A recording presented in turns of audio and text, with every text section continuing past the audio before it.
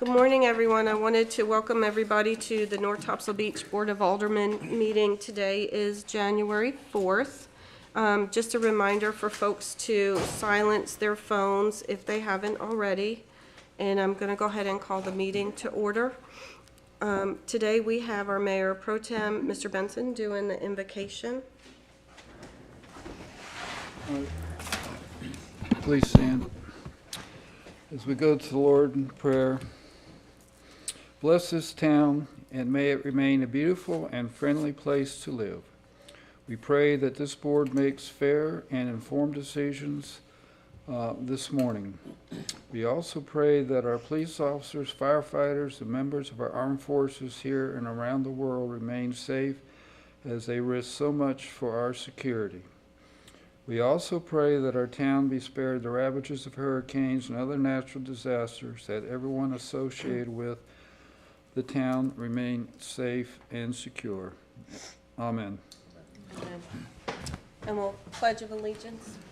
I pledge allegiance to the flag of the United States of America and to the republic for which it stands, one nation, under God, indivisible, with liberty and justice for all. Thank you. So the next item would be, I'm going to ask for an approval of the agenda, please. I'll move to approve it. Do we have a second? For discussion, Discussion. I would like to, it doesn't necessarily need a change to the agenda, but when we get down to new business item 10, B, for Alderman goals from the work session, I'd like to add in the goals for the legislative committee to be discussed at that time. It doesn't necessarily require a change to the formal change of the agenda, but I would just like us to go ahead and discuss those at that time. And I believe the CIP ones are ready to discuss as well, so I think we could discuss both of those if that's all right with the board. Yeah, I think we should discuss both those together. And then I've got a change. I'd like to take the finance report off of the consent agenda and move it to ongoing business or continuing business. Okay, hold on. So that would be C. Okay. Is there anything else? And I would like to remove item 9A, BISAC update. That committee has not met since the December report the board was given. Okay. So Alice? move to adopt the agenda as modified? Wait, I sorry. think, You got something else, If we're moving the finance report out of consent agenda, we can move the new business item and do the finance report with the new business item. Actually, you can leave it, Okay, it's fine. once. I'm sorry, I'm wrong. I didn't see that part of it. You can leave it in, she's got budget versus current forecast is fine. We Okay. can leave it like that, we don't have to put it, that'll address the Okay, questions I've got, that's so- fine. Sorry, Alice. the modifications to the agenda would be to discuss the committee goals that are ready today, which would be legislative and CIP. We're going to remove BISAC update, which is 9A, and those are the only changes. Yes. The other item, and I think we're gonna have to future it. We do have to figure out how we're gonna respond to TISPC goals. We just got the email last night that they need a response on. That was going to be part of the legislative discussion under 10B. Are you gonna include that in yours, Tom? Yes, I can, and Mike and I have discussed it, and as long as he reminds me to do that, Okay, in the event that I forget, because primarily we'll talk about it then, but yes, to Okay. answer your question, to keep things moving. okay, all right, sir. So we have a motion and a second. Do we have approval on this modified agenda? Tom was the Alderman second, I Leonard. believe. All in favor? Aye. Any objections? Okay.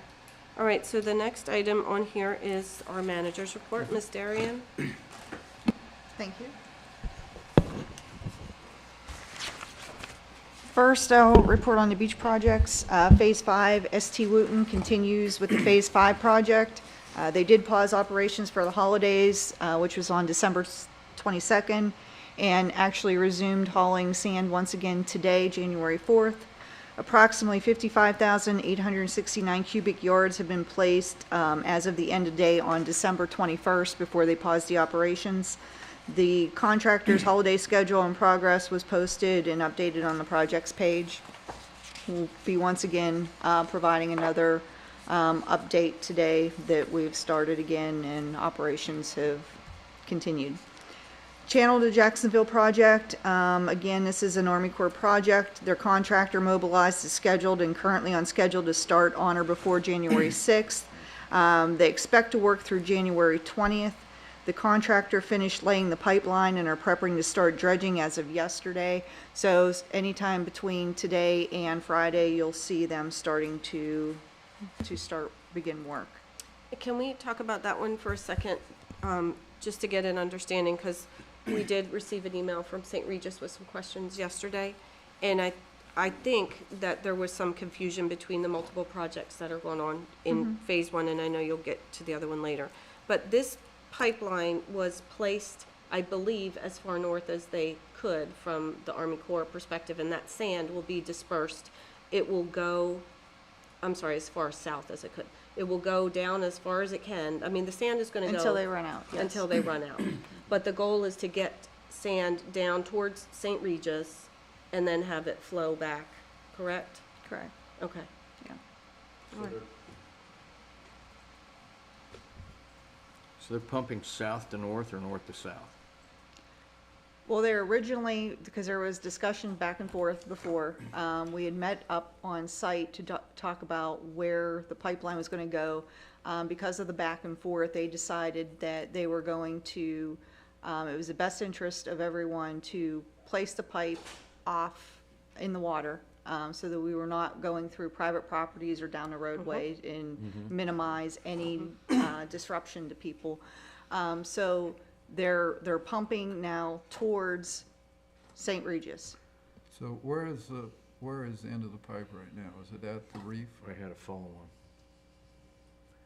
Ordinarily, when we do these projects with the Corps, they start at whatever the north limit is, and they start pumping. They add pipe as they go Yeah. to make it go further down. right. So is that what they're doing again this time, or are they going Yeah, all the way down and they're not doing coming back? anything differently than Okay. they did in the past. We basically told them, it's your project, manage it how you see fit within the project area. That's where we had left off with our discussions, because there was a lot of going back and forth and debate on Right. Social media.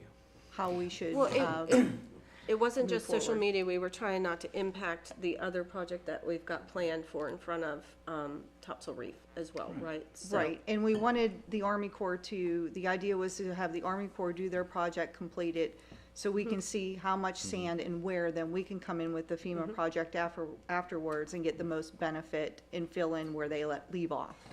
That's what I thought. I appreciate you Okay. doing that. So how far south is the pipe now? Where's the pipe now? I don't know off the top of my head. I don't know. But realistically, the pipe will probably end somewhere in the reef area or beyond that? Well, I think what Alderman Leonard said was the pipe will start at the building one of the reef, and they will construct a certain template, whatever their template is, so wide and so high, and then they will add sections of pipe to move south. We just don't know where the pipe is Right, right I now. think, so- And what they- I think the original and I- thing on this is they One of thought us they were gonna needs get to walk St. over there and Regis figure going. out where Yeah. the pipe I is. know where it is. Yeah, it's probably right there, just outside, two Connie houses knows outside where the beach she, club. She knows where it is. Yeah. Where is it? 2342 New River Inlet Road Specifically. specifically. And That I- was as of early Yesterday. this morning. Okay. Thank you. Is that Yeah, the reef or and is that before we Memphis? even received the communications yesterday via email, I did reach out to the Army Corps for an update, so I don't Okay. want to report anything that's incorrect, because it is their project at the end of the day, so Yes. I feel it's important to just, relay everything as it comes from them directly. Yeah, the only thing that, that worried me a little bit yesterday is that whoever is on site for the Army Corps project saying that these were decisions that were made by the board and it's changed and all that stuff, because I don't believe, as you said, Right. it's changed since the last time they were met on site. So I just No. want to make sure there's a clear update that And goes I out have later. shared those comments Thank that were made in the field Okay. to the, Coley Cordero with the Army Corps of I mean, Engineers. it's Okay. their project, but if you remember what originally, what our beach engineer and what they talked about was there would be enough sand because of where they're starting, which is a lot farther south than they normally start, to get down to the St. Regis.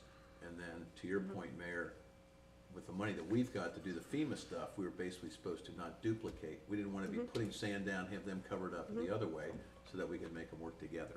Yep. Right? I mean, Right. nothing's Exactly. changed that I know of that. Exactly, that was the point I was trying to make. I'm sorry if that was a roundabout way of getting there. Thank you, Alice. Keep Sure. going.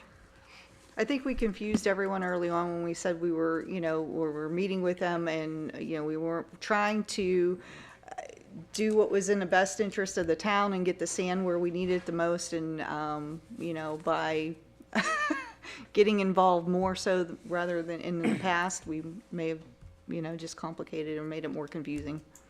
But it is their project. But yes, at the end of the day, that's what I keep saying, it is their project. Or, So then our project will start once they are finished, is that the plan? yes. And just real quick, I think the timeline on that, if I remember correctly, is they thought they could do all this stuff in a couple of weeks. That it's 70,000, but it's basically a slurry that comes out of that pipe. But I think that Chris Gibson had told us they moved this stuff like, I mean, it's not, when I heard that much sand, I thought it was, but we're not trucking. It's not Everything's just bugs. coming out, Right. yeah, and it's sugar sand, is that the right term? Yeah. So, Well, I think when we get Engineer Way's report in a couple of minutes, he can bring us up to speed on when the door-in project will start. okay. I think, and correct me if I'm wrong, I think that one thing to remember about the Army Corps' project is that they are basically disposing of sand. This is not an engineered beach. When people think that this is beach renourishment, it is not. It is just disposing of sand, and we are the recipients of it, fortunately for us, Yes. At no cost to us. at no cost.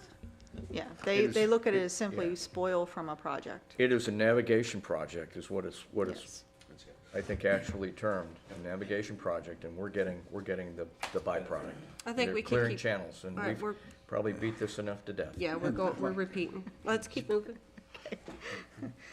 Phase 4 Coastal Storm Damage Mitigation Fund Grant Project. We received the fully executed contract from the state, and I'll be scheduling another meeting this month with Mr. Carter and the engineers to finalize the timeline and schedule for financing and construction. So I'll be sharing that with the board by the end of the month. EIS, the latest meeting with Mickey Suggs of the Army Corps of Engineers and our engineers, along with Mayor and Mayor Pro Tem, was held on December 15th to once again discuss EIS, look at the timeline to see how we were tracking. Fran was continuing to review the modeling that was completed by CPE, that's actually to be completed this week. He can report on that later. Steve Dow was working to complete Chapter 4. And another meeting was scheduled at that point in time for January 12th to determine and try to make sure that we will meet the target goal of issuing the notice of intent before the end of this month. Beach Vitex, I've met with the other town managers with Surf City and Topsail to discuss Vitex eradication. We are in agreement to propose an island-wide project, potentially make a joint application to the state for CSDM funding in the next cycle, potentially, and have a contractor provide a turnkey project. So instead of everybody doing their own individual projects, look at potentially doing a island-wide one project.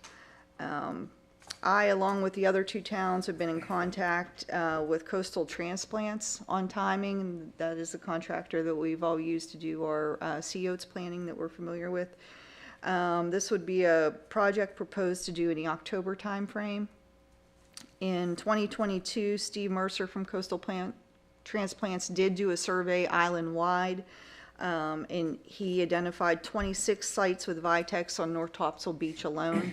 So we were looking at 26 sites, and at that point in time, he thought it would cost, I asked what the price range would be to eradicate that. It was in the $35,000 range, so that just gives you an idea of the scope of the issue that we're looking at. I did speak to him this month to ask him to kind of do another site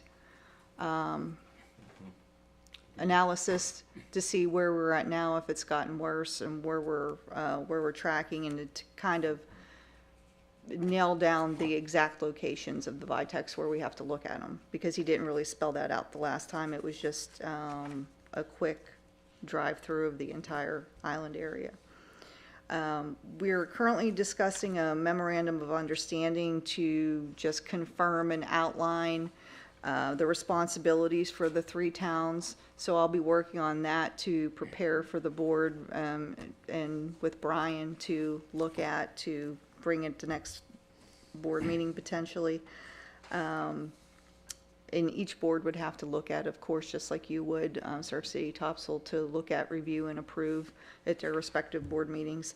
Vitex, if anyone doesn't know, is an invasive, low-growing shrub, shoreline shrub, known to cause extensive and long-term damage throughout the dunes in North Carolina, so it's a statewide problem.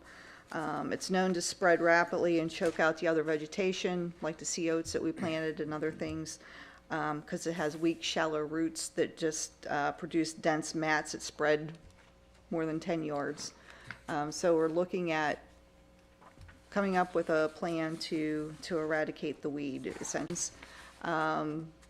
And this would be even before the memorandum of understanding. So I've reached out to a couple other towns, Oak Island and Emerald Isle, who have put in place ordinances so that we can review those. I'll review those with Brian to bring back a draft for review to the board as a first step going forward. What would the ordinance be, to ban the planting of Vitex? Yes. Yes. And just real quick, when they, remind me what CSDM is, that's a fund, right? Coastal Storm Damage Okay, so Mitigation we get Fund. some- My question is this, I mean, this is so invasive, right? And I'm assuming it's airborne when it comes in? No, birds. Right.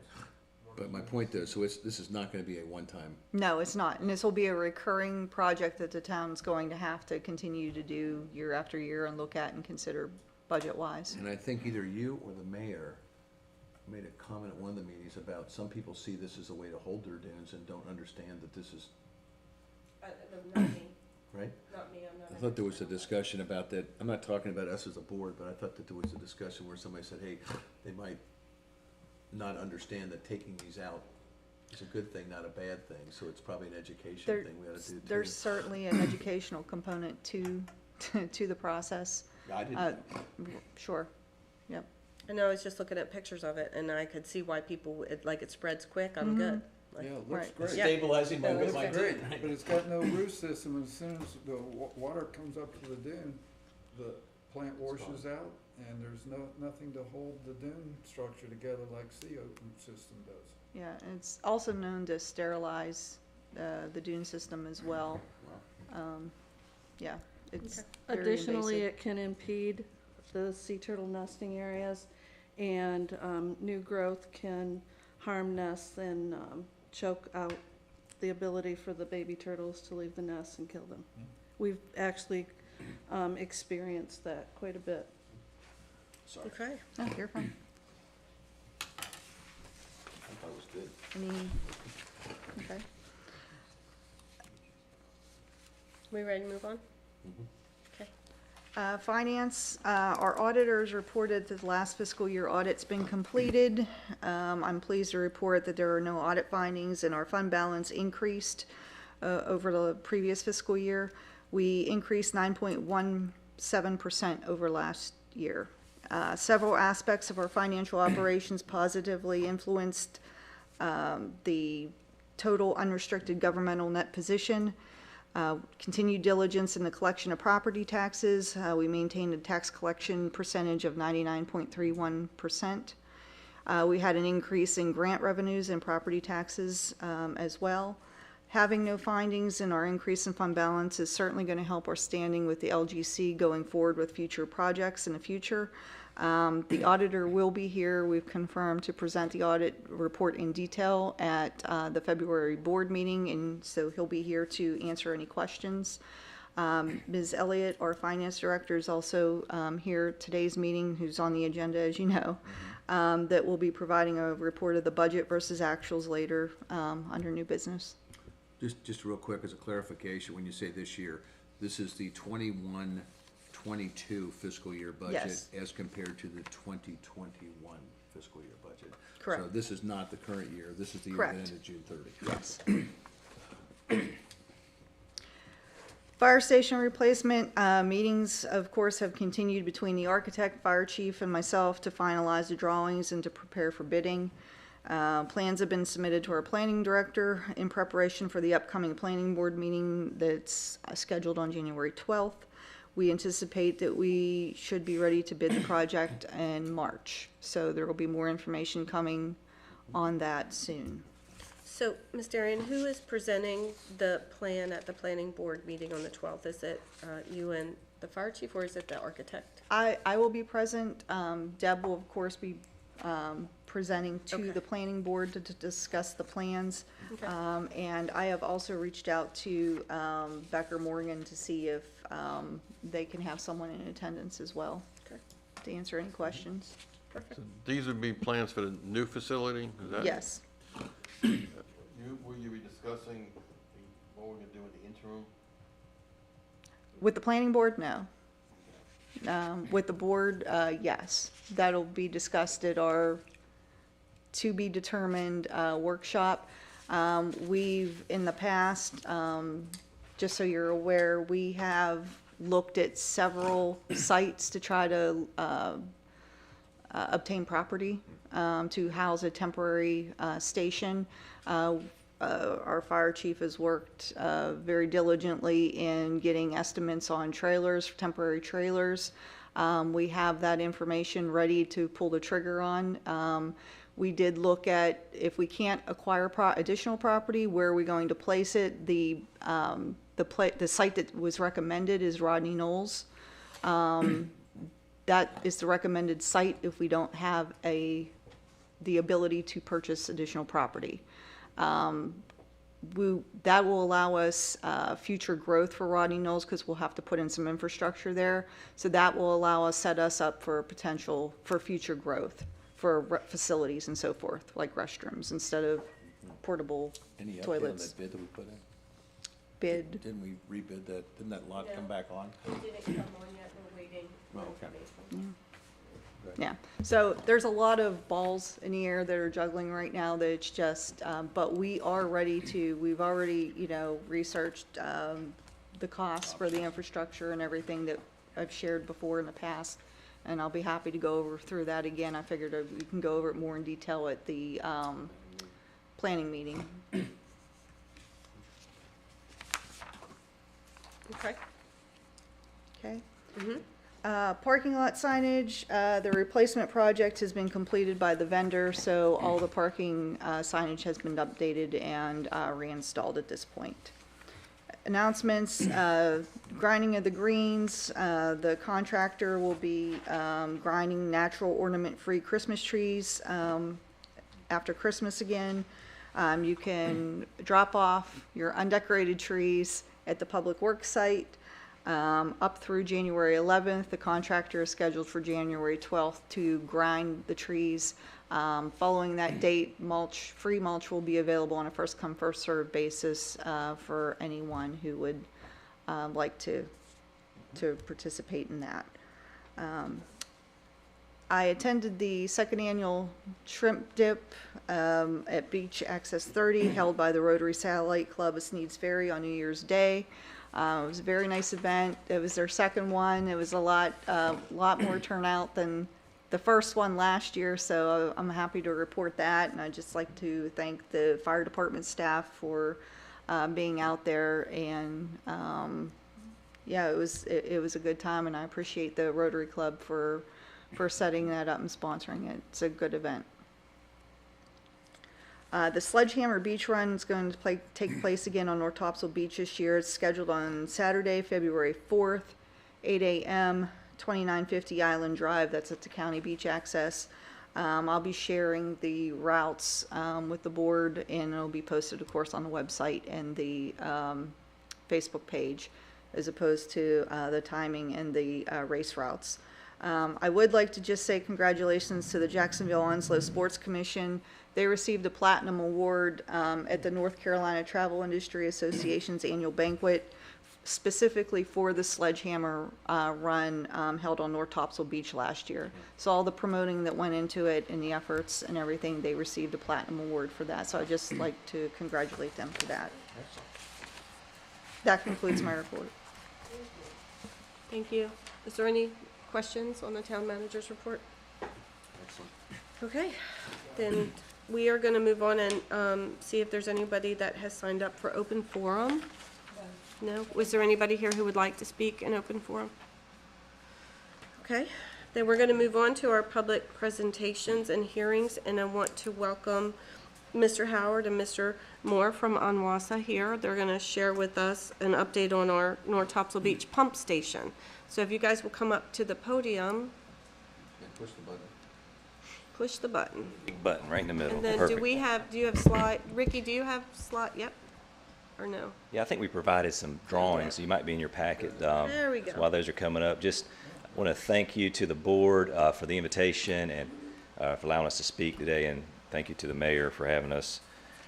We've got a great working relationship with the manager and the fire chief on this, or the police chief on this project, and fine-tuning the location. So we've met a few times over the past year to dial that in. You may have seen some activity here in October timeframe where they were doing some soil testing. So that kind of came as a little bit of surprise to both of us, but they are under, this thing's been going on for quite a while. So David Moore, my COO, is here to talk about that more specifically, but just wanted to also say thank you to the town. I know this past year we had a pretty good storm season, but we did have an issue where we had some sand overwash on some of our meters and whatnot. I think Public Works staff helped us clear that area and get those meters uncovered, so we do appreciate the working relationship. I'm here for any questions in general related to Onwassa. So I just started back in March as CEO of Onwassa. I'll gladly come back and do a more thorough, maybe general update, but today we're here to talk about this booster pump station, which has been in the work for quite a while. We know we've had some water pressure issues and during the peak season, and David can talk about kind of what some efforts have been to mitigate that this past year with him and his staff. So with that, I'm going to turn it over to Mr. Moore. Thank you, sir. Good morning, Mayor McDermott, members of the Board of Aldermen. As Frankie said, my name is David Moore, and I'm Chief Operations Officer at Onwassa. Come here today to provide some information on a proposed water distribution system project, the pumping station here at North Topsail Beach. In response to customer concerns regarding adequate water pressure during high demand periods, Onwassa evaluated various alternatives and determined the most effective approach would be the construction of a booster pumping station that would serve the island water system. It would operate automatically during periods of high demand and help to reduce sudden sustained decreases in system pressure. A perfect example of that is we had one day where pressure was very low for a short period of time because a big storm came in off the ocean. Everybody went in and took a shower, and that's just things like that can affect the system in ways you can't imagine. After considering locations on both the mainland and the island, it was determined an area in the vicinity of the North Topsail Beach Town Hall would be the most suitable site. And I see they put up a picture that the engineering consultant provided. The area is adjacent to the connection between the primary water mains feeding the island, the north-south secondary mains that run up and down the length of the island. It provides easy access and avoids potential wetland impacts. Onwassa will be responsible for all costs associated with constructing and operating it. It's basically a two-pump system. As I said, it's automated. It will be monitored 24 hours a day from our system control center in Jacksonville. And it's meant to come on when we see a pressure start to drop, it comes on and boosts the pressure in the system.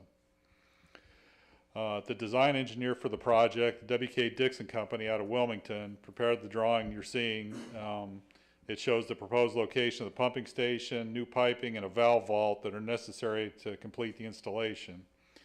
The drawing is kind of hard to read on the hard copy, but there's also an approximation of the temporary and permanent easements that are necessary for the construction and then the actual operation of the unit. And I believe you should have also gotten some renderings that showed some picture or drawings of what it would look like when it was done.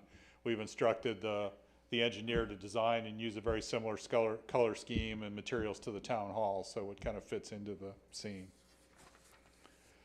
The purpose in coming today before the board, the project's about 30% design. Wanted to inform you about it and then determine your willingness to grant the necessary easements to Onwassa to put the facility here at the town hall site. If the site is acceptable, a formal plat and easement agreement will be drawn up by Onwassa and forwarded to the town for consideration and approval. This will also allow the engineer to complete the design work, secure the permits, and then bid the project for construction. As I said, it'll be an Onwassa project in its entirety. We're trying to work on getting it done as quickly as that we can. We do have some challenges with permitting and material acquisition, or anticipated challenges, I guess, on the material side. Our goal is to have the facility completed and in full operation no later than the 2024 summer season. As Frankie said, in this last year, we did make some operational changes to try and improve water pressure out here on the island, including our Dixon plant's the primary feeding point for this, and running it in a different mode, actually changing how we operate the tank in Sneed's Ferry. And we're also supplementing our water with purchased water to give us a little additional kick in this part of the system. So I would also offer, and you may not be aware, that Onwassa does monitor the pressure out here at multiple points all summer long. We have devices on selected hydrants, and we read them on a weekly basis. So we try to keep tabs on what's going on here and be aware of the situation. So Alderman Leonard will be doing that for you as well, I'm sure, again this year. At my house. He's at the end of the hall. oh, very good. I just did have a couple questions. Sure. So first, I wanted to appreciate how much time went into just working with our staff to make sure that we didn't lose storage capability and we were able to fit this in. And also, the chief is actually getting a little bit more storage now underneath, so that's very much appreciated. I know that we're still having issues with some of these very large beach houses that are going in as far as getting water all the way up to the 3rd floor. And I'm wondering, when folks request their permits for these homes, you know, I know they just request taps, but is there any thought into recommending them installing booster pumps, or do we do that now and they just don't? I'm saying we being Onwassa, I'm sorry. But We get inquiries about it, and we do make that recommendation for the taller homes or more larger users. But it's not mandated during the build? No, it's not mandated, and most people feel that it's our problem, not theirs. Okay, So okay. I will tell you that we monitor, like I said, we monitor the pressure. Our goal with the pumping station is to be as close to 60 psi as possible, and in effect level out, instead of having the water pressure up, then down, then up, to kind of have a more straight, level, even pressure. We will get, in a super high demand, we will come down close to 40 psi. And if you're in a house with multiple bathrooms and 3 or 4 stories, you're going to have some difficulty on the upper levels, there's no doubt. But they have the option of working with Onwassa and their Right, contractors. and there are facilities out here that do have booster units that use it. So. Okay, thank you, sir. And this is gonna come out of left field. When I'm looking at the building that you've got on the 2nd floor, the rendering that you have in there has got a fair amount of open space within that. So 2 questions. One is, I'm assuming that's temperature controlled? Yes. You know. The second thing is, this is the one out of left field. We also have an issue with cell phone towers. And if you put a tower up, one of the things you have to have is you have to have a unit in a temperature controlled thing to be able to run that type of thing. I mean, have you guys ever done that before with one of the phone companies when you put a tower? Are you saying put a tower in this? No, you might, I'm saying if we put a tower next to this, I looked at this at a business that I had at one time, and the system that they have around the cell phone tower has Right. to be in a temperature-controlled Right. environment. Okay, I don't think it's a large thing. I mean, it looked like a small room would take care of that stuff, so. I was just looking at this and thinking, because that's a complaint we have too, is the cell phone service is so bad here. It's nothing to do with you guys. Right. I just didn't know if you've ever had that where you were allowed other equipment to go inside your building. No, there's obviously been interested in towers on the mainland, you know, putting antennas on towers, but, no, I guess I just have to know what kind of equipment, what kind of volume it would take up. It's way but, down the yeah. road. I just want to make sure it is a temperature-controlled situation right there. Yeah, And the rendering has it, because the bottom is not sealed. Correct, That's the chief's bottom. Right, and then the top part is. right. Okay. Yeah, we've elevated the base of the actual working floor of the buildings above the Right. 100-year-plus flood or Like something 12 like foot that. up or Yeah. something like that. No, I was just more concerned if All right, well, it's an interesting Wonder if idea, it- yeah. Does, any other questions from the board? Mayor, I have a couple questions. We found out recently that North Topsail Beach, we are 68% built out in terms of structures on parcels. That could be a house, a triplex, whatever, okay? We also know that there were, earlier this year, 65 new building permits issued, a lot of them along Newver Inlet Road, and a lot of that construction's yet to be completed and to come online. My question is, the capacity that your pumps are going to be engineered for, is it going to account for the future, or are you just taking care of the current problem? No, we're actually, I don't have the specific sizes yet, but we're gonna tend toward a larger pump for two reasons. One, to have capacity, and two, my preference is to run a large pump at a low rate of speed. It's a lot easier on it than running a small pump at a high rate of speed. So yeah, we'll have additional capacity, and we'll work with the engineer. Obviously, we don't want to have to go back in 5 years and replace it. And so. Yeah, we tend to do that in our business. Yeah. And so my second question is the follow-on. We've got our town hall here with offices and so forth. The noise volume, I'm concerned that when that pump kicks in, it's gonna be so loud that it's gonna actually serve, fully inside the building, fully enclosed. so it'll be soundproofed? Yeah, it's an electric pump. Yeah. Yeah, two of them mounted, one would run, but it's totally enclosed. There's no open windows. We're trying to make the building as bunker-like as possible because we want it to be here, you know, when, yeah, after a storm, so. So I believe what we need is direction or agreement to allow our town manager to continue to work with folks from Onwassa to move this forward with the appropriate easements and the project So engineer. that'd be a consensus thing. Yes, sir. I got one more question. Yes, sir. You're gonna horizontal drill the water line in from the main to the pumping station. Will there be any loss of use of our parking lot and access to our building during any phase of construction when we have to worry about employees getting to work and the public coming to the town hall? No, it was originally approached to be open cut, and that wasn't acceptable on Wassa because of the access issue. So, yeah, basically in the directional drill, they'll set up next to the building, and then they'll have a receiving pit out by the road in the right of way. So we don't anticipate any, I mean, they're gonna be delivering materials and doing work on the site. Obviously, there'll be some times when, but no, it's not acceptable to cut the driveway or damage anything out front, so. Is that a sleeve that they put in and then you put the pipe inside, or is it Actually, straight pipe? it'll be the same way that we installed the pipe that comes from the mainland out here. They'll basically bore through, fuse the pipe, and then pull the whole thing back through in one shot. Okay, so I'm gonna ask for a motion, or not need a motion, but do we have just consensus from the board? All in favor? All right. Thank you. Thank you. Guys, very much for coming out. Just a couple more points that Go ahead. I don't think we touched on, but there are, just for information for everybody's point, there's two connections to the island from Onwassa's water system.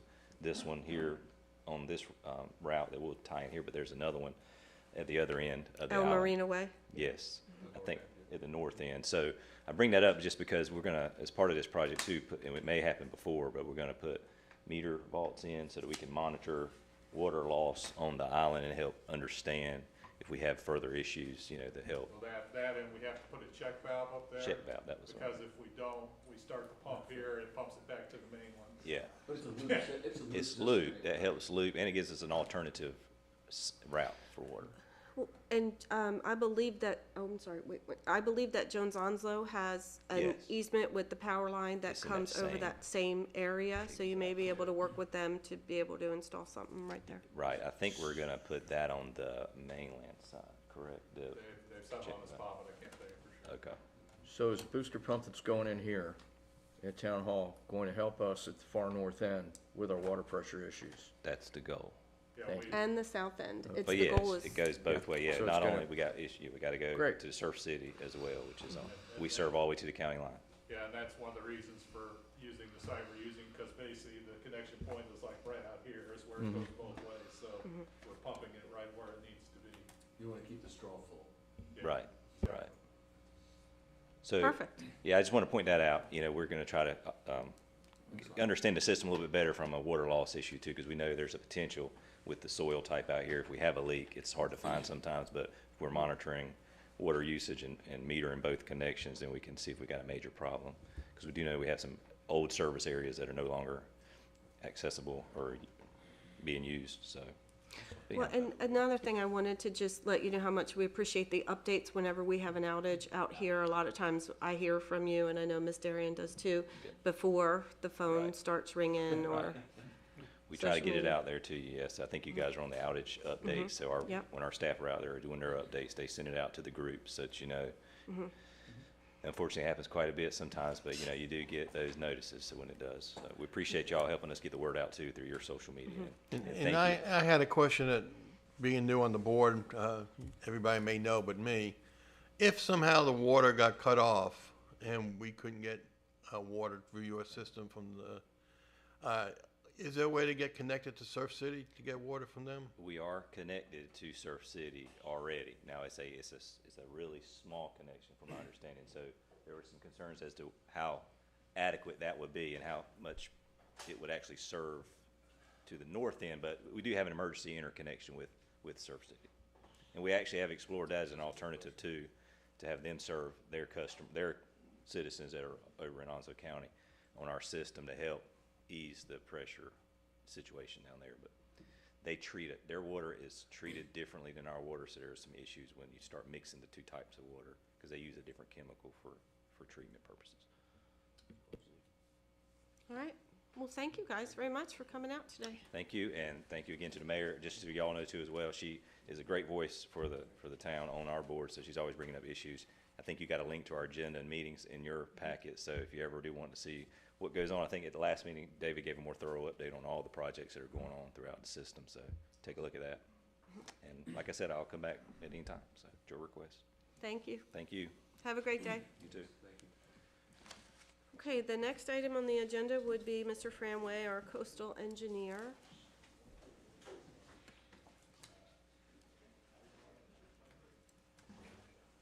Hello, Hi, can Fran. everyone hear me? Yes, can you hear us? Yes. All right, well, we're ready for your update, Fran. Okay, I'm Fran Way. I'm a coastal engineer with Applied Technology and Management. We've been working with the town since about 2018 on various projects. And I have a slideshow, and I'll just share my screen here.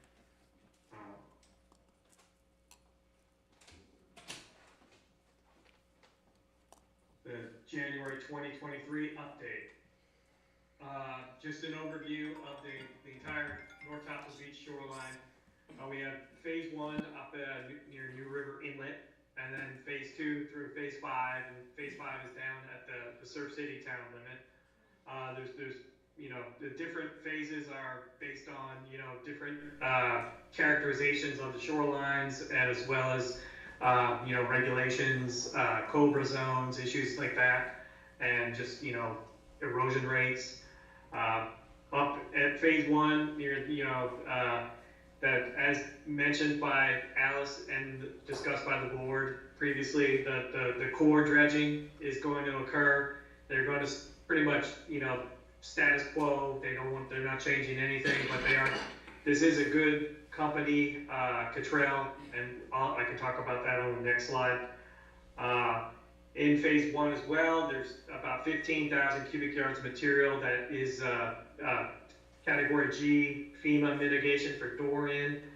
For permitting, we do have more sand that we can place if we need to. Phase 4, we have the state grant, and that is still processing, and the permitting is still ongoing for that. And then phase 5 that's the ongoing truck haul. Dune revegetation that has been completed, and then we'll just go through each of these areas. Here's the core dredging project, the channel dredging, where it's Cottrell. They're dredging these areas and running that pipeline down here, and the pipeline pretty much starts about here, and then they're just going to work their way north to south as the board discussed. In terms of timeline, they can do about 10,000 cubic yards a day. So that's, about 17.3 days to be, if everything's working really well. And then with mobilization, before the project and demobilization after the project, hopefully they will be out of here, in 6 weeks. And obviously there are a few days where the production isn't as good, but this is one of, there's 2 dredgers that do this project a lot over the last 10-15 years, Cottrell and Southwind. Cottrell is doing it this year. They're a good outfit. They've done this several times. So we have we believe that they will try to stay on track, and they have other projects to do after this. As some of the board may remember, a couple years ago, they had Goodloe, and Goodloe was very bad at it, and they took months and months and did not even build up any beach. But so we're glad that Goodloe's not there, and they're just kind of going through this project. And hopefully they do get down to St. Regis. And in previous, not the last time, but several years ago, they have gotten down to St. Regis. So for the Topsail Reef area, this is that, and as the board also talked about this, there's a phase 1 nourishment that is permitted. This is be truck hauled material, and this would be on the beach and not the dune. And this is that area that as soon as they come in and the Army Corps finishes nourishing this, we will actually have to come out and survey, update our plans, resubmit to the project is permitted, but we have to kind of update the project based on most recent conditions, and that usually just takes a couple of weeks of back and forth with the CAMA folks, DCM. But this, as soon as the core project finishes, we can begin kind of getting this project work together.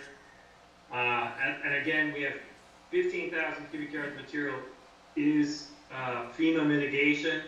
We have this permitted template at 45,000 cubic yards of material. A lot of times it's just a good idea to permit a little bit more, and reducing your scope is easy, but expanding your scope is much more difficult. So we just have a little bit more headroom if we need it. This is the phase 5 project, and this is has been ongoing here. The project, is still going well. It's going, and it is as Alderman Grant mentioned, it's a little slower. It's about 2,500 cubic yards a day, and then they don't work weekends. While the other the Cottrell dredging is putting in about 10,000 cubic yards a day, and they work 7 days a week. So obviously the production rate, we always do that. Truck hauls are just a little slower than dredging operations, and that's just kind of the way it is. The project, they're still kind of heading north, and they're making some good progress. Here's the phase 4, the state grant, the successful state grant. This is also, it's going to start up right where the phase 5 project, stopped, and just continue north. all the way basically to kind of where, the town hall is. And permitting is ongoing, and it's about, 465,000 cubic yards over about 2.5 miles of shoreline. The county beach access dune rehabilitation. The CAMA folks have reviewed, we had to resubmit post Hurricane Ian survey data and update the plans. CAMA folks, DCM, they're good with it. So we do have, and they just got back to me, last week. So basically we have an updated cost from the truck, the sand hauler, and we're good from a permitting point of view. So we can pretty much, start this project, the contracting and all that with the project. We can start that, this month, this week. And really kind of plug up this dune that's been a weak spot and has been, a problem area for the town over the last few years. Just a quick update. The board also, we went over the Army Corps of Engineers channel dredging and placement, the Topsail villas, the 15,000 cubic yards of material with 45 permitted. The New River Inland Management Plan, as Alice mentioned, I'm concluding my analysis or our analysis of the additional modeling, and I'll get it here by the end of the week. The county beach access, and that's in phase 3 shoreline. That is, we can, start moving that into construction phase. The state grant is in permitting, and we're still, that's permitting is we have to get an Army Corps of Engineer permit and the DCM permit, and usually the Army Corps of Engineers are a lot slower than the state. Phase 5 just continues to work forward with that, and we're still kind of on schedule for that. And then I'll continue to work with North Topsail Beach, the finance officer, and DE's associates regarding funding and kind of future projects, and continue with permitting coordination on all the projects as necessary. And that concludes my presentation. All right, Fran, I do have a question, and then I think I see a couple other folks with questions too. So the one thing I have noticed this past week is that we're having some additional significant erosion in front of Dolphin Shores, which is north of St. Regis. So I'm just trying to be cautious of that, as well as whatever sand we're getting in that area is, is making sure we could get it as far south as well. I don't know what we could do about that, but I was out there and they're definitely having an issue there with some significant erosion. So I just wanted to bring that topic up. Just a couple of quick ones, Fran. On the phase 1 stuff, the Dorian versus the Army Corps. I just want to make sure I'm clear.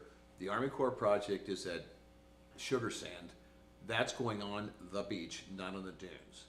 The phase 1 Dorian is also on the beach, not on the dunes, correct?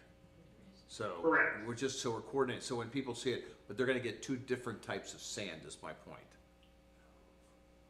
Yes, and the truck I think people ought to be aware of that is because. nicer. All right, go ahead. Now I've got 2 more questions, just real quick. Go ahead. Well, I'm glad you brought that up because as Fran was presenting, a thought occurred to me, how do those 2 sands react? I mean, I know that the sand that comes out of the core project is what they call, well, when the other stuff comes out, it'll come out as even a good granularity beach sand will come out initially as a slurry, but it's the granularity of the sand. And how does that, I mean, you put the sugar sand down with the core project, then you come back and you truck in beach grade sand, beach quality sand, and you put it on top of what's already there that isn't beach quality sand, and we know you can practically sometimes watch it blow away. How does that work? I mean, is one going to cause the other to go along with it, or can you give me a little bit of science here on it? It will mix in, I would say both are beach compatible. So I'll just say that. But the sand, the sugar sand is finer, but it's, within kind of our beach compatible range. And then obviously the trucked in sand is coarser, but still very beach compatible, very nice sand. Usually it will just kind of mix, and then instead of, and a lot of times we'll talk about the D50, the median grain size, and the beach sand is coming out, it's the stuff from the channel dredging is, 0.2 millimeters, and the stuff from the truck haul is about 0.4 millimeters. So, obviously we're still talking about sub-millimeter size, but and then our native sediment grain size is, maybe around 0.25 millimeters. So, but then there's obviously, you go out there and take a few samples of sand, and I go out there and take a few samples of sand, and there's a natural range. Both the sand that's getting placed is within the natural range, and they will kind of mix a little bit. Usually, overall, we're kind of, the coarser material should mix in and actually help that sugar stand stay there a little bit longer, because we are kind of, cumulatively, the D50s, we're raising the D50 a little bit. That was what I was trying to get to. I appreciate it. That was what I was trying to get to, because, we've seen it in previous projects up there going back to 2012 when we actually dredged the New River Inlet. And then the Corps was doing a project, a navigation project at roughly the same time. And the differences in those two types of sand was very, very apparent. Okay, and then just one quick follow-up on the county access. All right, by some miracle, after one of the storms, a whole bunch of sand went up and formed kind of a dune up there, which you're aware of? Okay. Yes. I'm sure the county didn't do that. But I think you had 3,200 cubic yards of sand going in there, so I'm assuming we've accounted for that in there. And then, as importantly, we got X amount of money from the county. How do you feel cost-wise? Are we still going to be okay in terms of what it's going to cost to do that? Yes, as you mentioned, the material, there was some movement of material post Hurricane Ian, and actually the volume, the overall volume kind of came down a little bit. So the cost estimate from the truck hauler is actually less than it was a year ago. Thanks. Because All right. it's a few hundred cubic yards less. Okay, and I think Mayor Pro Tem Benson had a question. Oh, yeah, I have a comment and three questions, actually. The comment is, on this Army Corps project, we're only seeing part of the project coming to North Topsail Beach, the 170,000 cubic yards. As the project gets further up river towards Jacksonville, that sand is too fine to be compatible on the beach, and so that sand, about 30,000 cubic yards, is going to be disposed of on what's called Bird Islands. And if you are a boater and drive up the channel to Jacksonville, you notice those sand flats off either side of the channel. So that's where that sand that's not compatible is going to go. So I don't think we should be worrying so much about the 170,000 cubic yards of sand coming here to our beaches, because the Corps is regulating the fact that it's at least within the range of a grain size that will do some good in the environment of the sand onshore and offshore. Okay, so that's just a comment. The questions are this. I didn't realize we already had a contract for the BA4 truck haul. Fran, is that correct? There is a contract already for that? Because you said it could start any time? No, the contracting, there will have to be a contract amendment to to the existing truck hauler. So it can't start next week, because we don't have a contract yet, or we do? It's the same contract. Trying to get the timeline. It could. We've been Fran's been communicating with CM Mitchell, who was the contractor, the contract that was in place when we started to do this Yeah, okay, originally. all right. We That bid was it the- both. We bid both. One We did. contingent, one. So Yes. it shouldn't take long to get an agreement. be able No, to do we it. already have the updated numbers from And- CM and- Mitchell. The other question, I think, yeah, go ahead. Go ahead. the other question was, just for point of information on the state grant in Phase 4, we have not, as far as I know, nourished the beach in that section of town in the last 10 or even maybe 20 years. Is there more environmental assessment work that has to be done to fulfill the permit for the Army Corps and for CAMA than would normally be done for a Phase 5 area where we did recently nourish that beach back in 2015?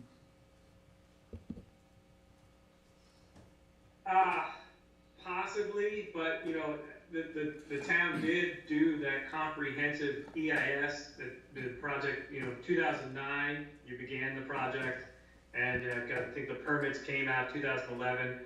There were several elements in that EIS that pretty much covered the entire shoreline, so the shorelines have all been studied, and, you know, there's the offshore bar area was, you know, going to be used for a lot of those, phase 1, you know, not phase 1.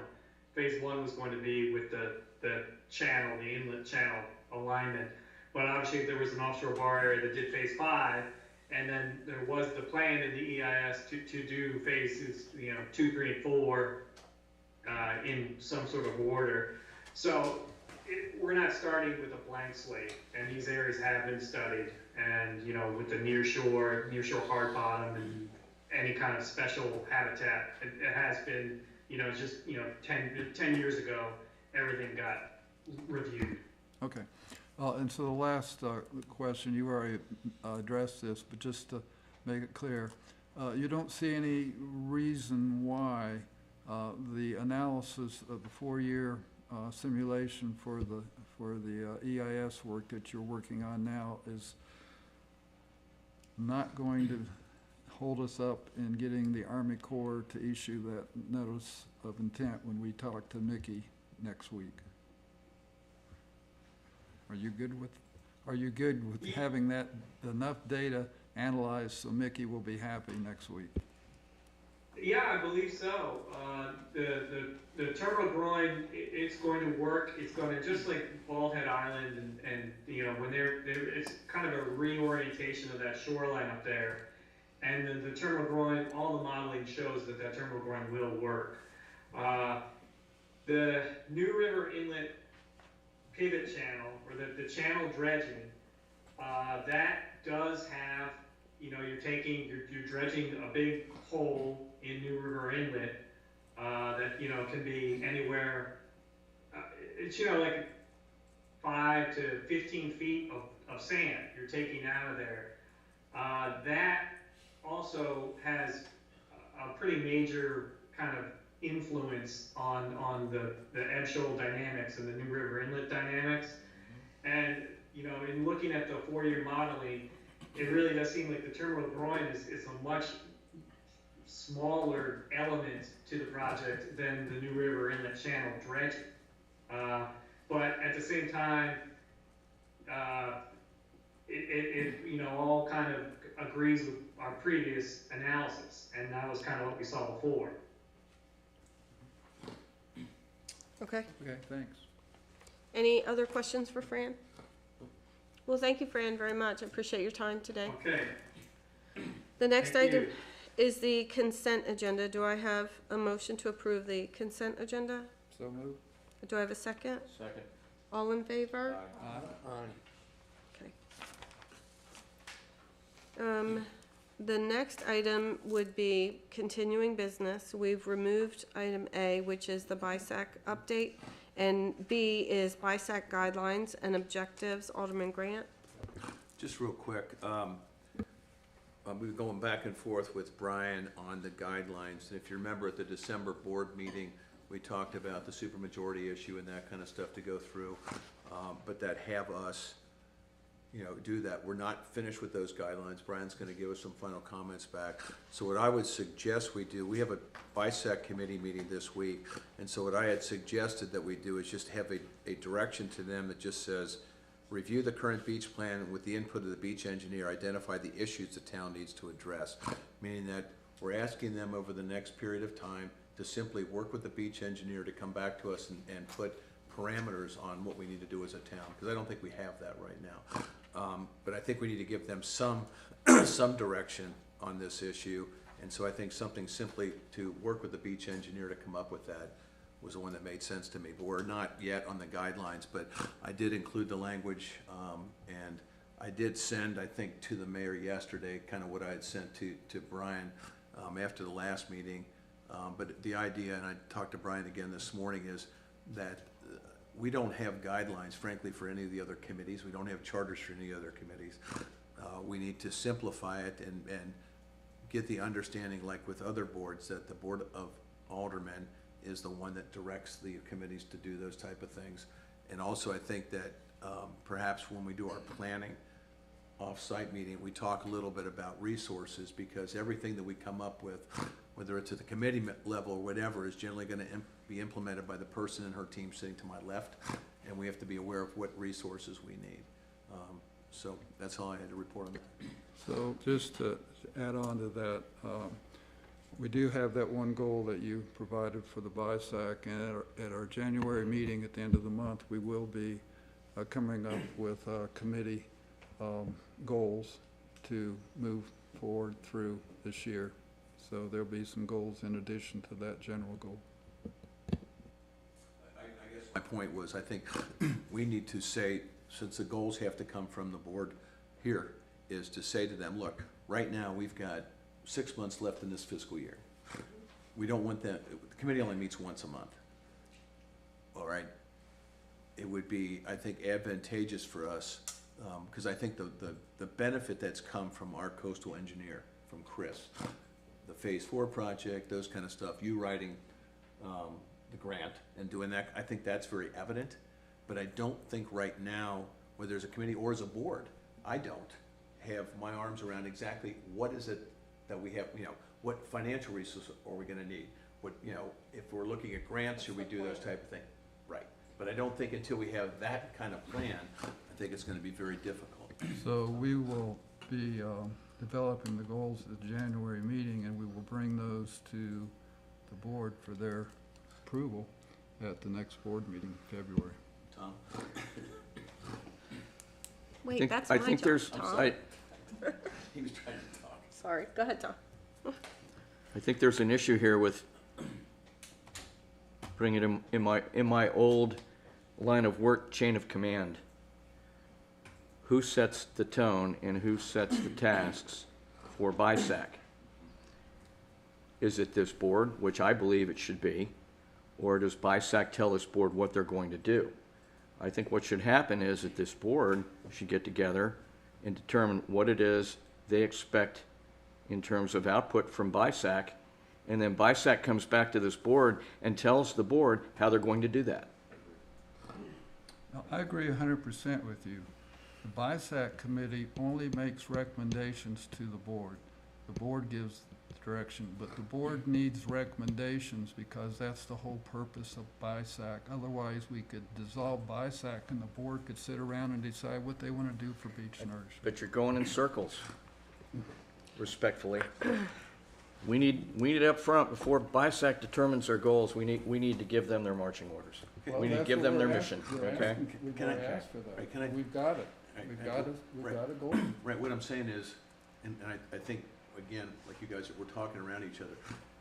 If our overarching goal from this board is simply to have them, okay, you have to give us an idea of what the issues are surrounding a beach plan, then BISAC should come back and say, here are the things I think I need to do to meet the goals that you gave me as a board. Isn't that what we're saying?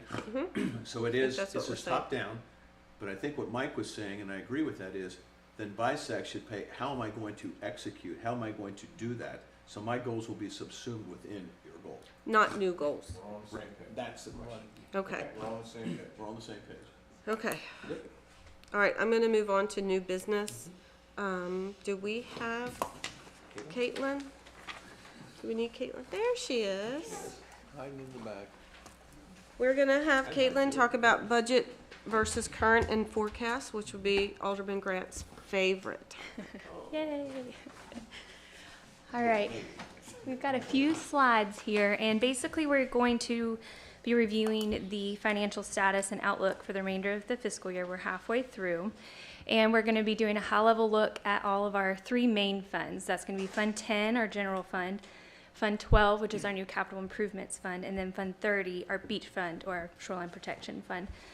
We will also go over the year-to-date for some of our biggest revenues, property taxes, occupancy taxes, parking revenues, and our sales and use taxes. If there are any questions as I go along, please feel free to ask. Hopefully I'll cover most of them in the presentation. Next slide, please. So Fund 10, like I said, it's our general fund. This encompasses all of our departments for the town. Currently, the budget for this fund was $7 million. We have received a little over $5 million in revenues and expended just shy of $3 million to date. That's about 42%. Can I interrupt you just for Wait, 1 second? that's not even 30 seconds. No, it's because what you just said. Your email came to us December 22nd. That's When correct. you're giving us an update, is that through November or is that an estimate for December? When I provide you the report that's in your board packet, that's going to be the date that I create the board packet. Which is December 22nd. December 22nd. So it's not 6 months. Sorry. It's okay. It is for, when I say year to date, it is going to be July 1 through December 22nd. The numbers I'm providing are current as of yesterday. So you have an extra 2 weeks in there. Thank you. Yes. So last year, like I said, that was 42% of the budgeted amount that we've expended so far. Last year, that figure was 50%. So we're below that figure, which is good. We do have some budgeted items that have yet to be expended, the high ones, which are going to be the demolitions. We have the fire department north end renovations that we had budgeted, park renovations, and also the concert in the spring. That's upcoming. So all of those will increase that. I do foresee us coming in with a surplus in Fund 10, just based on our expenditures to date. Okay, questions on Fund 10? Yes? When you say surplus, you mean less expenses. You're going to talk about revenues. That's correct, yes. All right, so Fund 12 is our capital improvement fund, which we have allocated extra pennies for our new tax rate towards. We budgeted $1.1 million. We have received $930,000 in revenues, which is all tax. And then we have expended $136,000. Majority of this, I think all of this, majority is the fire department contract for Becker Morgan. We have architect fees that we pay through that. So we have expended 12% of this fund so far. And last year we don't have a comparison. We just were receiving revenues in this fund last year and didn't expend anything. So not, at least to date. I pulled it to date. And then Fund 30, next slide please, is our shoreline protection fund, our beach fund. We've budgeted $4.2 million. We've received $3.6 million and expended $2.3 million, so 56%.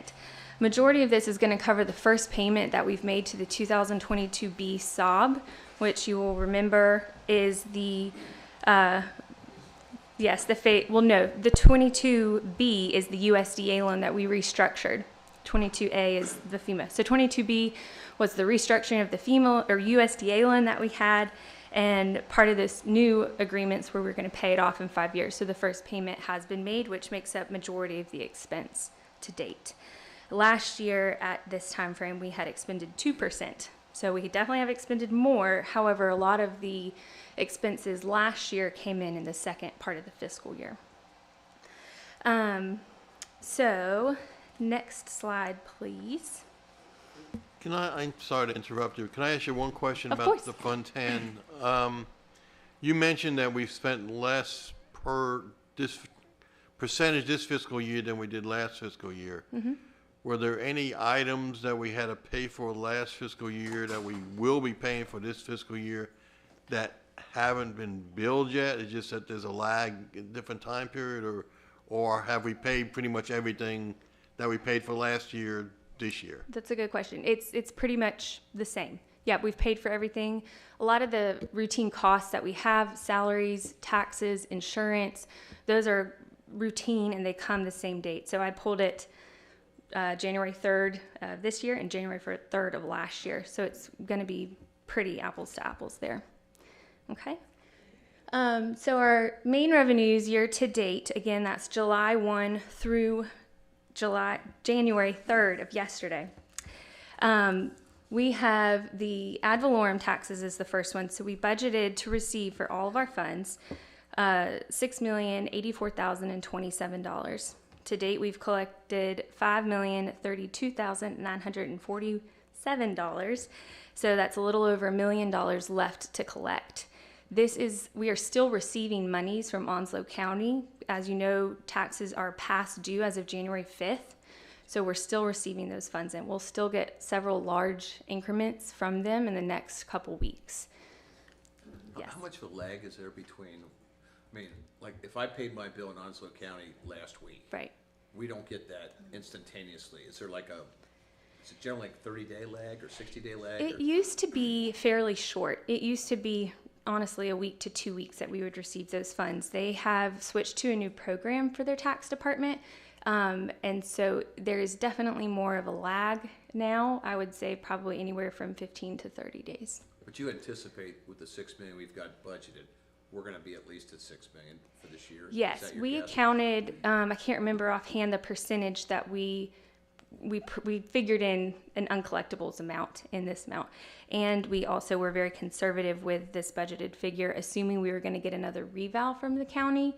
So I expect to receive majority of this. Also, with our 99% collections rate that we've gotten on our audit, I expect to receive majority, if not all of this amount.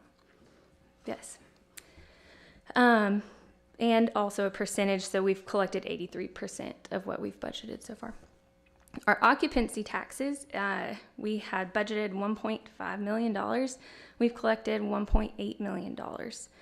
So it's very encouraging. Last year we had received 1.4 at this same time frame. So we are 121%. And last year was a good year. So we are looking really good in the occupancy taxes because we still have several months coming up that are high revenue for renters. So we're going to see a high increase in that for sure. All right, the next one we have is parking revenues. We had budgeted $730,000. And we've collected $311,000, so we have $418,000 remaining. This is the one that might come in a little shy this year.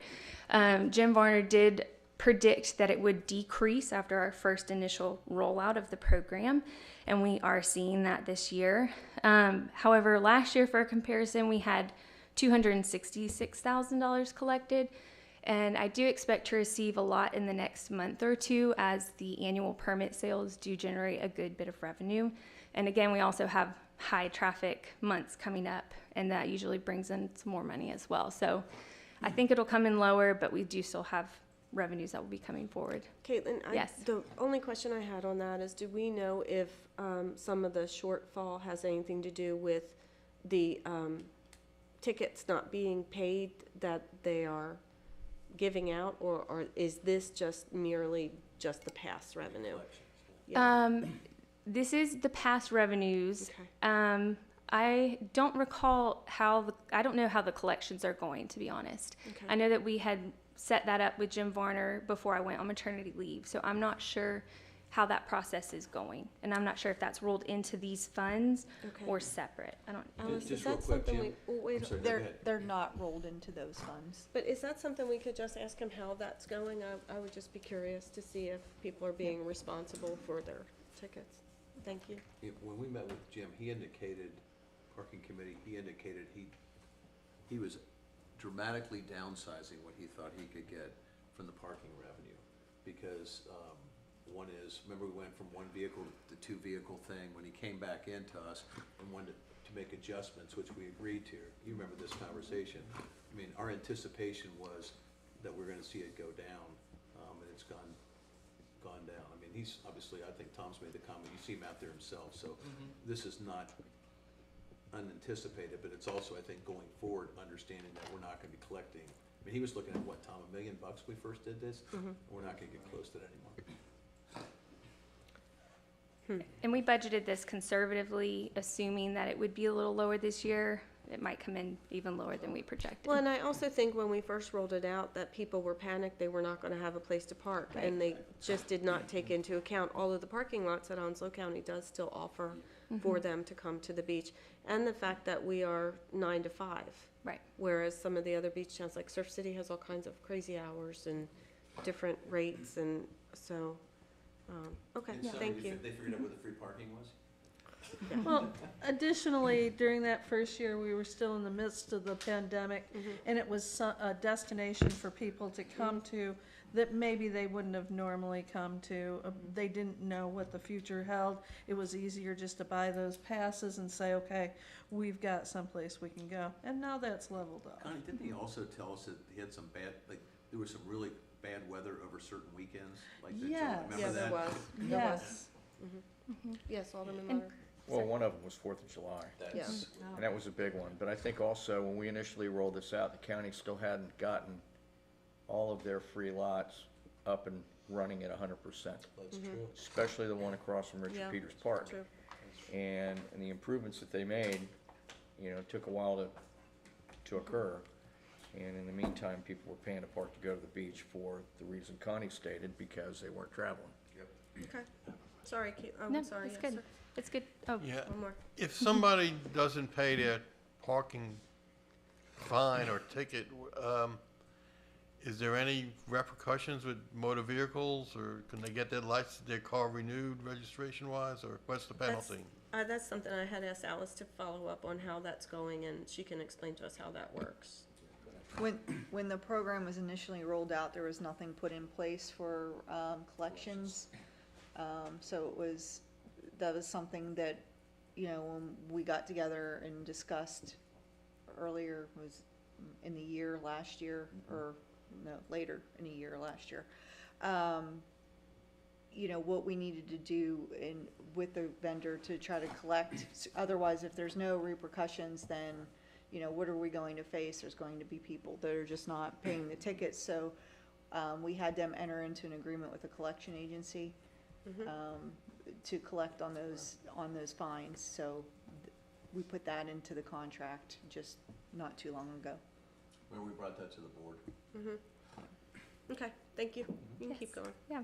I also wanted to mention, it's good to remember that the parking revenues are new revenues that we didn't have a few years ago. So Yep. even though it's lower, that's still new Still revenue. money. Yeah. And then the last one we have is the sales and use taxes. And we had budgeted $2.5 million, and we've collected 1.7. So we have $813,000, which is, we've collected 68%. So I foresee us surpassing that budgeted figure. Last year, we had received $1.3 million. We projected that we were going to have a 10% increase from last year in terms of the budgeted amount, and we are seeing that come to fruition. Just a quick question on the sales and use tax. When we met with the county, there's a relationship between property taxes and how much we get in sales and use taxes. So some of that could be increased because because I remember at the county board meeting, somebody had asked them, why didn't you go revenue neutral? And I think it was Tim that said at that meeting, if we went revenue neutral, we would have lost, the county would have lost like $4 million. And so it's not, if you stayed revenue neutral on your property taxes, you actually lost sales tax. So you weren't neutral, you actually had less revenue coming in. We ought to, at some point, we probably ought to explore that to find out what that relationship is. Yeah, we certainly can. But they've talked about, I just don't know what the relationship is, but they've talked about there is a formula apparently. Yeah, there are, for the sales and use tax, there's two options that the state provides. It's the ad valorem or it's population. We obviously would benefit from the ad valorem route versus population, as our permanent population number is lower. So this is very beneficial for us. There's a few counties that do it this way, and we are one of those counties. So it is very in our favor that it is the ad valorem. So we can certainly. So the revalue added more value to us is what it was saying, right? Yes, sir. I was of the understanding, unless things changed, that Onslow County got special legislation state level to have a blend of the two. It's a hybrid between ad valorem That's what I and thought per too. capita.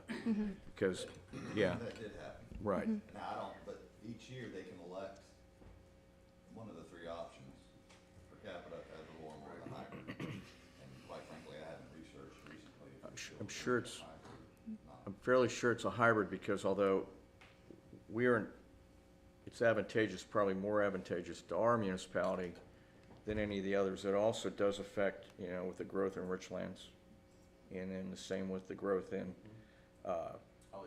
Holly Ridge, and to a certain degree Swansboro, but specifically areas that don't have a business district, a large business district. And this is money that is collected by the state and distributed by the state. So we're looking very good in that avenue. Okay. Okay. So just kind of some other few points that I wanted to mention. Thankfully, we've had a very good storm season, so we haven't had to dip into our contingency at all for Fund 10. That's beneficial, and another reason why I believe that we'll have a surplus in excess of revenues over expenditures at the end of fiscal year.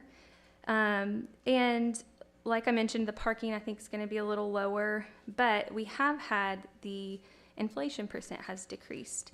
So that's encouraging. As of the November 2022, and the June 2022 was the highest percentage. So with that going down, the projections and the hope are that that will continue to go down over the next fiscal year, which will be nothing but good for us. And also wanted to talk about in December, the Federal Reserve raised their basis points by 50 basis points. 50. Yes. The target range. So it makes the target range to 4.25 to 4.5%, which is the highest level since 2008. This benefits us, the town, because then it is our reinvested dividends for our trust account that we have. We currently have just over $12 million in that account. And like I've included in my memo previously, for the entire last fiscal year, we received just over $16,000.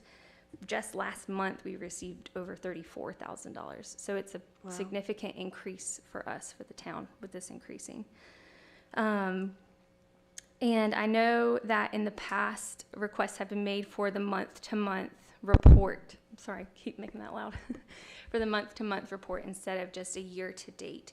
The system currently doesn't provide a way to do that. It is something that we've requested from them to help allow us to just plug in the months comparison that we want. It is something that I can create, but honestly just haven't had the time to do so. But if that is the desire, then I certainly can work on that in the future. So, thank you, Caitlin. Yes. Yes, sir. Just real quick, wanted to compliment you guys on getting a clean audit report. Mm-hmm. I mean, that's a big deal. I mean, it's Big not like deal. you got 100 people in your staff, and so the fact that you got a clean one, so, no misdeeds, no nothing, and I assume we'll get that report from them. The second thing, I think what you're telling is you believe expenses this year will be a little bit less than what budget was, and revenues will be more than budget. Is that a fair assessment as to where we are today? Yes, Thank sir. you. Any additional questions? Yeah, I also want to comment and thank, I'm glad you got a clean audit report. The one that always got small towns was the delegation of responsibilities. And I gather that we don't have an issue with that you've got it all separated out very well. Thank you. Yeah, we work hard on our internal controls and try to keep it as clean and good as possible. Follow up on his comment, wasn't there an issue about, I forget whether it's revenues to debt or whatever, there's some kind of ratio that they look at that'll be in the audit report, and we've done better and better and better each year. We've been getting better every Which means single we year. get better borrowing rates, we get better everything, so good, excellent. Yes, sir. Well, thank you, Caitlin. I appreciate your time. Yes. The next item was BOA goals, and what we had talked about doing when we approved the agenda is there's a few committees that have sent out what their goals were. They were clean and simplistic, so we wanted to try and run through those that are ready to do that today, and that would be legislation and the CIP goals. So I'm going to start with Alderman Leonard, if you don't mind, and the clerk did send these out to everybody just yesterday, but Wrote these up, submitted them to, me. wrote these up on Monday and submitted them to the mayor. She came back, was in concurrence with them. They're very straightforward, they're very simple. I combined the ones for the legislative working group. I tend to like that term better than committee. and the Cobra working group, because I felt the federal for both were the same. And they're very simple, and you can see them, and I sent them out, but they're, to work simultaneously through our Washington lobbyists and our contacts in Congressman Murphy's office to reintroduce the Cobra bill, both in Congress and the Senate. I was planning to call Ray Celeste up in Dr. Murphy's office this week, but given the activities of yesterday, I thought I'd wait till probably Monday. I think he might be a bit busy. He's busy. And that's it for federal. I mean, our federal legislative issues revolve around our Cobra mapping. And if we can fix that, we'll be in good shape. At the state level, we have a new state representative, Carson Smith, with the redistricting. I think that, like I've written there, we worked through Connie Wilson and with Phil Shepard, because Phil had a good grasp on what was going on here, to get an intro with, in a meeting set up with Representative Smith sometime this spring, just to get him on board, and particularly to involve him with the New River Inlet Master Plan and the inlet, and how the inlet affects us, and not just us, but the rest of this portion of his district. Because it's not just North Topsail Beach, it's the commercial fishermen, recreational fishermen, sportsmen, everything. And if we can get him smart and up to speed on the inlet, I think it'll really help out. In addition to that, I don't know where it is, and I think it probably overlaps with another committee, the issue of funding for the shoulder widening of New River Inlet Road, whenever we get CIP. to a point where we're going to do that. But that's something where we can help you with him, I think.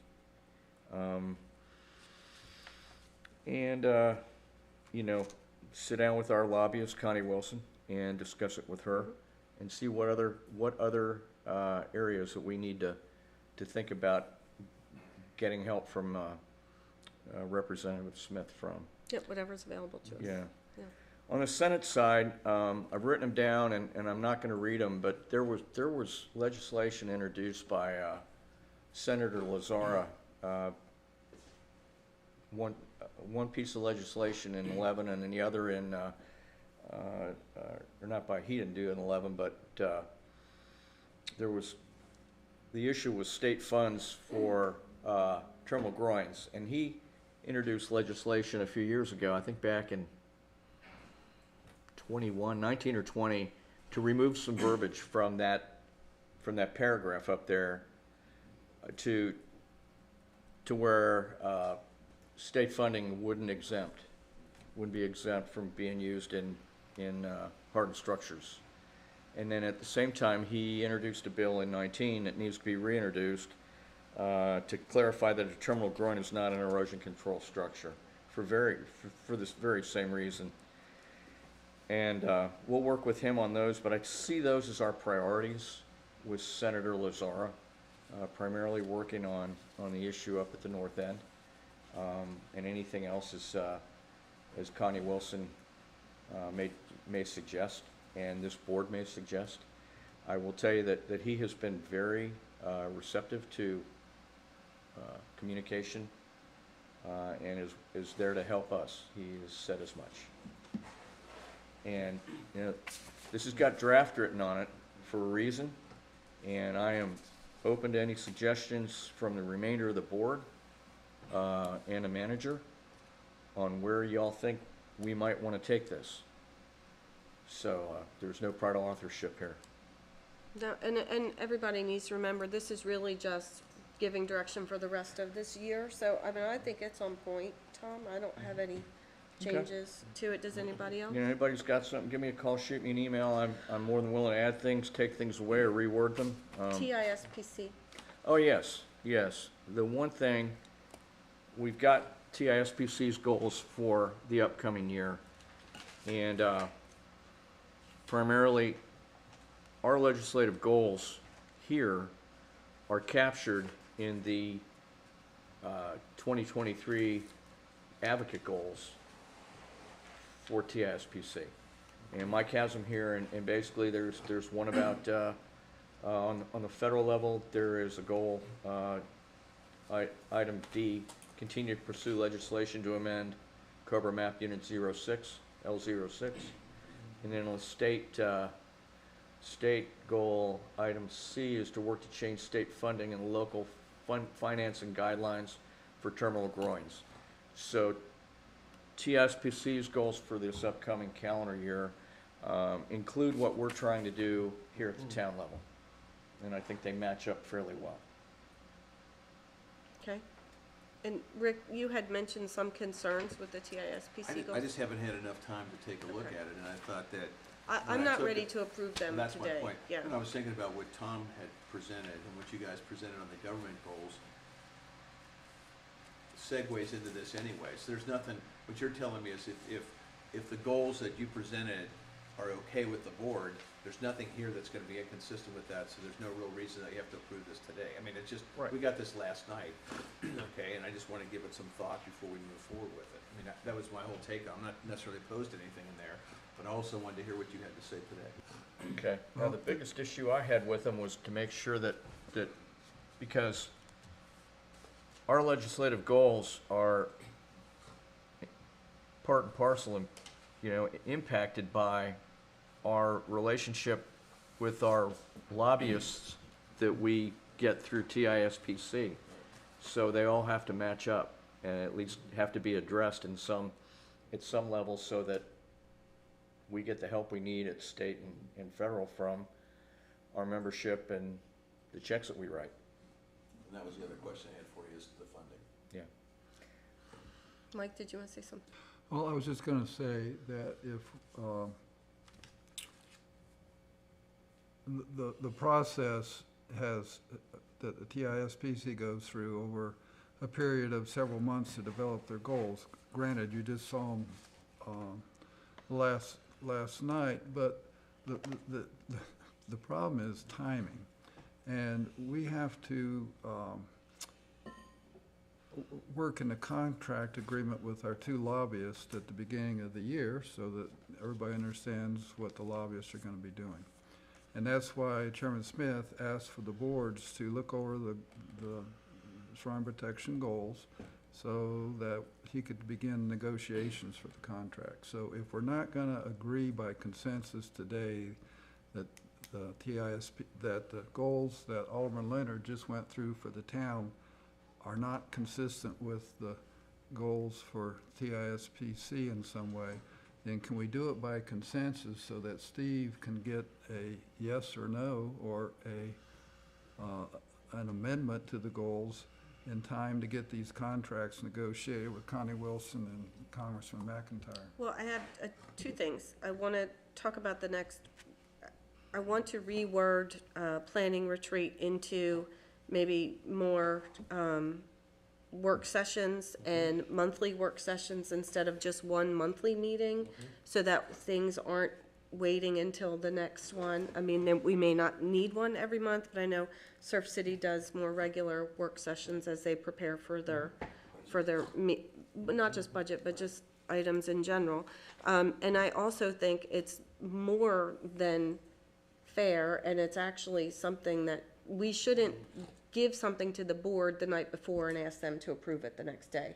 Even if it is in line with Tom's, everybody does need a chance to review it, ask any questions they may have.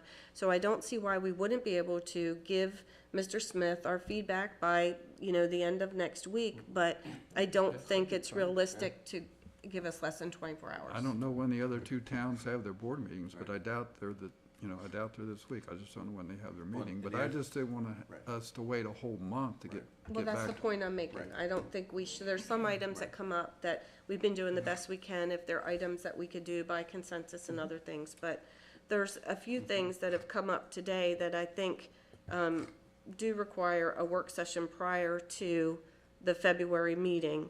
I'm thinking, Alice, any updates you have on the Phase 4 contracting and those things that you said will be coming soon? You just, that was in your manager's reports.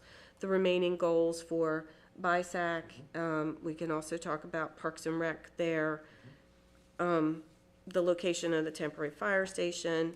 Caitlin had mentioned the demolitions expenses. I don't know where we are with that kind of thing. And just Rick's ongoing financial questions. So, And then just real quick, I back to thought Mike. these were going to be addressed at the date that we set. I still want to set a date. Right. I'm saying that. I still want to set a date. I'm just saying, let's She's not call circling it the a issues. planning retreat. Let's just call it a work session. Okay. And what I'm trying to get to is, I'm trying to figure out if it would be beneficial on a monthly basis to have a work session or not. So I'm fine with just picking a date for one right now. Surf City has work sessions all the time, so it's not an unusual procedure for a board to follow because of just the issues that you're making there, that things come up on the short term and the board needs to And discuss those. they have many more issues than we do with their sewer and water, and they're larger and all those things. So I don't want to create meetings just to have them. So let's think about that for now, but let's pick a date for for the meeting. That's what I wanted to do. What I was, just real quick, what I was gonna respond to what Mike had talked about with the Shoreline Protection Committee is, you have, I think, the consensus of the board on the issues that Tom brought up. So I think that would allow us to go forward with that, but to the mayor's point, just to look at the night before. The second thing is, when we're scheduling this, Mayor, the only thing I would ask is, before let's start with when they can have the information to us. So, if we randomly set a meeting for tomorrow, for example, they're not gonna have the information we want for the meeting. So whatever date that we pick, which I think ought to be within the next week to 10 days. These are just items that came up, I that agree. if they're available, fine. I don't want, like, if we're not any further with phase 4, then we're not, that's okay. That doesn't need to be talked about there. No, but what I'm saying is, if she says, I can have that information to you by the 12th. Yeah, that's Then the fine. 12th would be a great. Right. That's all I was looking as the input from you as to when the time works for you. But I think some of these are our items, right? So agree. BISAC is us, the remaining goals are us. The location for the temporary fire station, that may just be ongoing. It may just be simply an update on where we are then. Okay. I don't expect that everything is gonna have an answer. So what you're telling us is look at your calendar. Look at your calendars, people. So, I am out of town the 17th to the 22nd, so just not that. And I'm out from the 22nd through the 28th. So- I'm sorry, to the 31st, so. Could we possibly do anything on the 12th or 13th next week? Not the 12th. 13th? 13th. That works. Friday? That's a Friday. Friday 13th, that's Does that work? Friday the 13th. Mm-hmm. Connie, is Sounds it pretty easier lucky for to you in me. the afternoon? Actually, the 13th, and the next week is good for me. Okay, What if we did, just a 1 to 3 on the 13th? works for me. Alice, does that work for you? One, I'm assuming that's PM, not AM? Yep. Okay. And again, what I have down that I want to make sure we talk about is the remaining goals. We'll get through the BISAC stuff then. I'm not gonna have anything more on BISAC by the 13th. No, she's talking about the agreement, the guidelines back from Brian. I thought that's what she was talking about. We're already giving And I them think that should direction. go back to the committee for review before they come to the board again. I think it needs to come to the board first. I did too. But we can talk about it there, if that makes more sense. And if we are finished, we don't need 2 hours. I'm not one to take up 2 hours of somebody's time if we don't need it, for sure. Okay. So that's what I had there. Do we have anybody signed up for the second open forum? Sorry, Mayor, if I may. Yes, sir. Historically, I don't come to the annual workshops unless I'm invited. Am I invited to this one? If so, I may have a scheduling conflict, but I could at least call I don't in. think we need you, Okay. no. I mean, I can move stuff around if I need to, that's, No, I mean, if you send me the feedback on Okay. the thing, that's fine. and I'll, at a minimum, try to be available via That's fine. all the technology we have these days. Thank you. Cell phone. Do we have anybody signed up for the second open forum? No? Okay. You can, sir. Real quick, we've been encouraging people to come to the meetings, if not able to be here, but to listen in. I've been coming to the meetings a long time. Occasionally, I think the board needs to tell us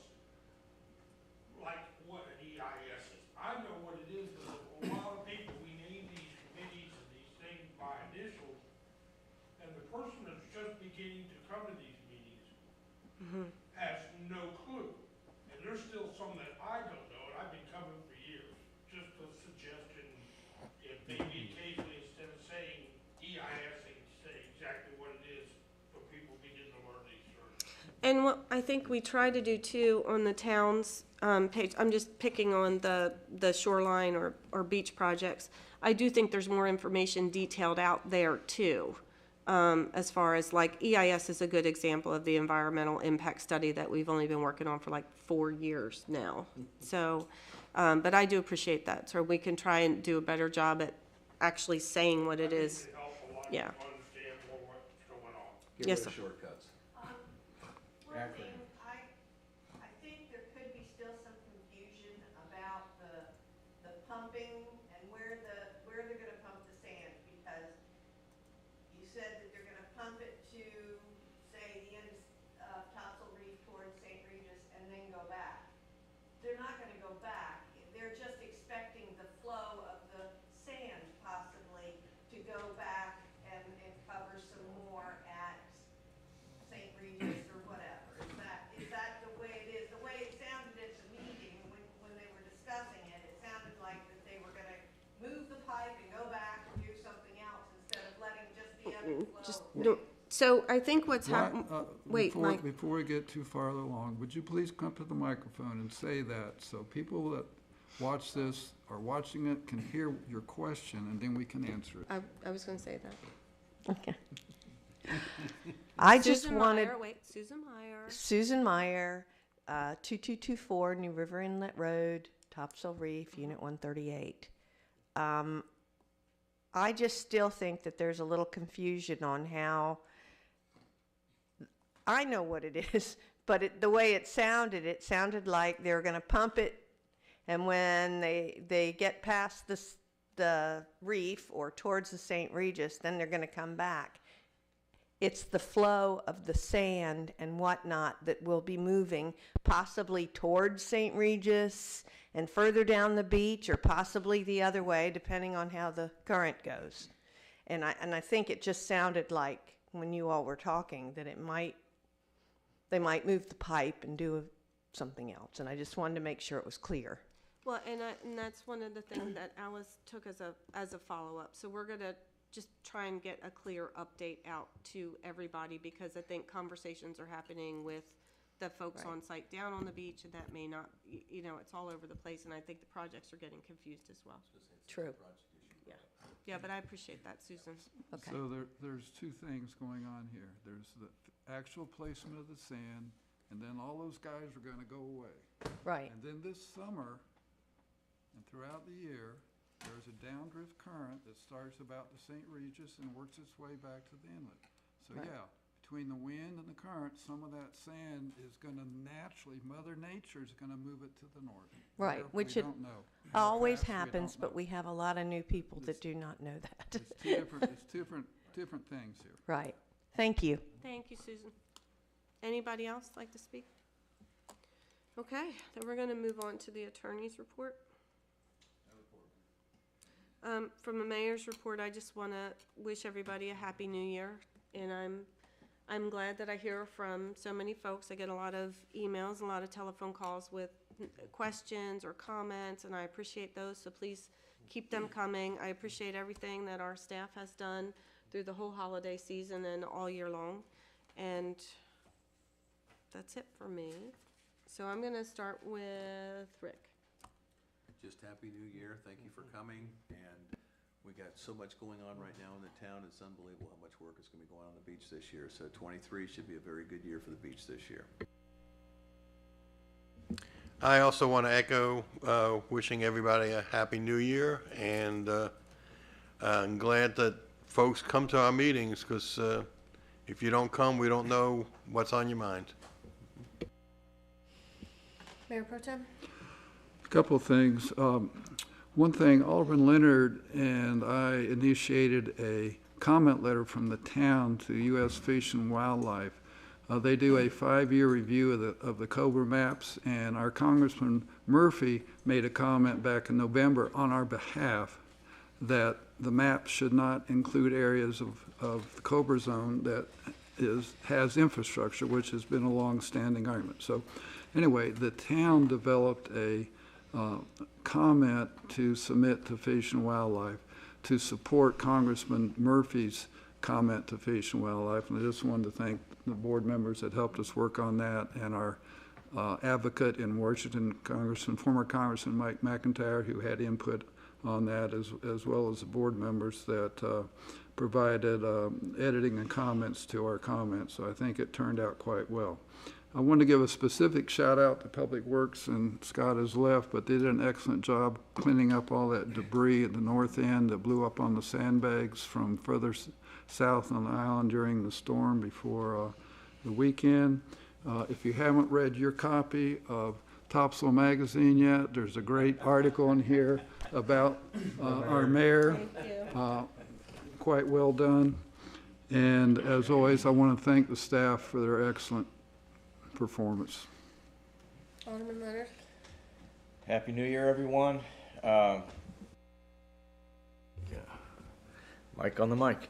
To follow up on Mayor Pro Tem's comment regarding Fish and Wildlife and Congressman Murphy's office, I'll be calling our contact up there early next week, just as a follow-up to see what our way ahead is with getting a bill for this session, what our strategy is going forward.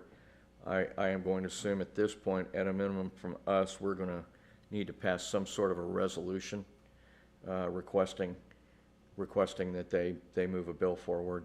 They always seem to like that as a vote of confidence from the local community, the local municipality. I have a special shout out and a thank you on the staff. I want to thank our interim clerk, Nancy, for the great job she's been doing, and specifically the meetings from our minutes from our work session were just, you could follow along on exactly what we did. There wasn't a lot of extra words, but it covered everything, and it covered it thoroughly, and I appreciate your efforts. All right, I'd like to thank everybody that came out today and who are watching via the internet. I really want to thank Alice and Caitlin and Nancy and the whole staff, everybody in the fire and police departments for their work at the shrimp dip. I've gotten a lot of good feedback about the shrimp dip. It seems like everybody really enjoyed it, and it's really a good thing to have in our town.